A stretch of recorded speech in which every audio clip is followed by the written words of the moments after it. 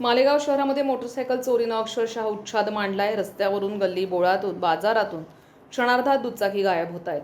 नागरिक हैराण आणि चोरटे बिनधास्त झालेले आहेत. पण नाशिक ग्रामीण गुन्हे शाखेनं सापळा आखला. मोसंबूल परिसरामध्ये संशयितांची हालचाल सुरू असल्याची खबर मिळताच पोलिसांचं पथक मैदानात उतरलंय आणि काही क्षणातच 2 संशयितांना पोलिसांनी ताब्यात घेतलं.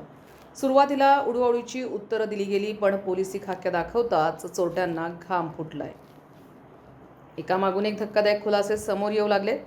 मालेगाव शहर आणि ग्रामीण भागातून चोरी केलेल्या मोटरसायकलची कबुली आरोपींनी दिली आहे. त्यानंतर आणखी 2 साथीदारांना बेड्या ठोकण्यात आल्या आहेत. या टोळीनं हिरो होंडा सारख्या कंपन्यांच्या तब्बल 7 मोटरसायकल चोरल्याचं उघड झालंय. पोलिसांनी 3,40,000 रुपयांचा मुद्देमाल जप्त करत चोरट्यांचा डाव उधळून लावलाय. यात hero passion pro, Honda shine, unicorn, super Splendor अशा अनेक दुचाकी पोलिसांच्या ताब्यात आल्या आहेत. विशेष म्हणजे या कारवाईमुळे आयशानगर आणि रमजानपुरा पोलीस ठाण्यातील चोरीचे गुन्हे उघडकीस आलेत. तर आणखी अनेक गुन्हे समोर येण्याची शक्यता पोलिसांनी व्यक्त केली आहे.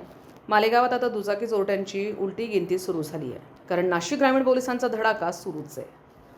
संविधान न्यूज, मालेगाव.